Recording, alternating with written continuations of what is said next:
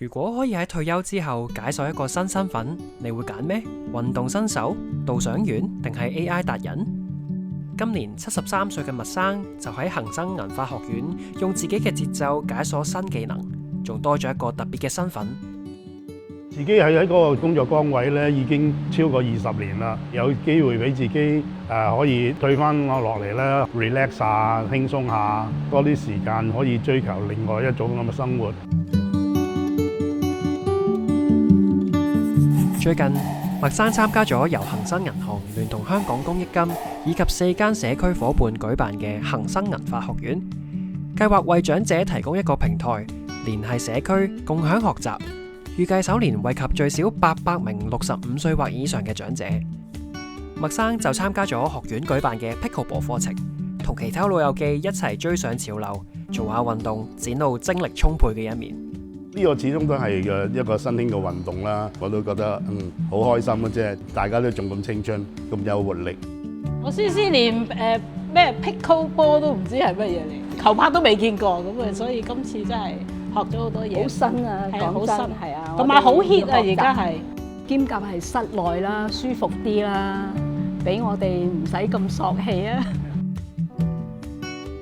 參加咗中環金融地標導賞團嘅導賞員培訓之後，麥生正式從學員變成領隊，親身將城市故事同防騙資訊分享俾更多老友記。參加咗呢個恒生銀行嘅導賞團咧，接觸咗嘅 update 啲嘅嘢啊，同埋識多啲朋友啊，可以大家分享自己以往嘅人生嘅經驗啊好，生活啊好，都覺得係一種樂趣咯。中環一直係香港嘅重要金融中心，而喺1991年建成嘅恒生銀行總行大廈就可以話係中環一大金融地標。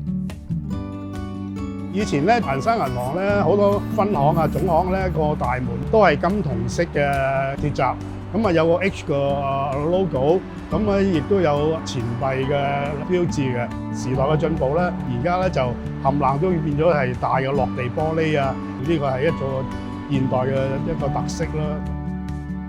作為香港領先嘅本地銀行，恒生一直同銀髮一族並肩前行。喺全線分行設有認知友善大使，個別分行亦設有社區關愛櫃位、長者友善服務專區同埋防騙專員團隊。而恒生銀髮學院就全力支援老友記嘅身體、精神同財務健康。銀髮學院咧好有心啦，有啲職員啦、專家啦過嚟我哋堂嗰度咧，同我哋分享啦，提醒我哋一啲防騙嘅意識咯。今時今日咧，你睇好多數碼 AI 等等嘅發展咧，係行得好快嘅，咁銀行都會跟住去轉變。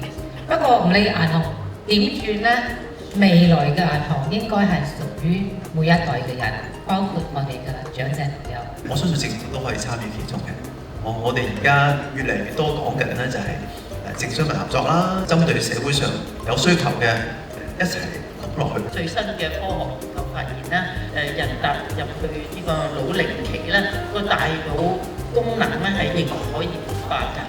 咁個方法咧就係要持續學習新嘅技能啦，接觸新事物。銀髮學院提供一個平台，大家一齊去做啲有意義嘅嘢，覺得大家都好投入啊，好瘋狂啊，一啲都唔似銀髮一族嘅表現咯。我覺得係一件非常之好嘅事嘅。大家心態從來無關年紀，只要你仍然想去嘗試，就一定可以踏進更精彩、更豐盛嘅退休新篇章。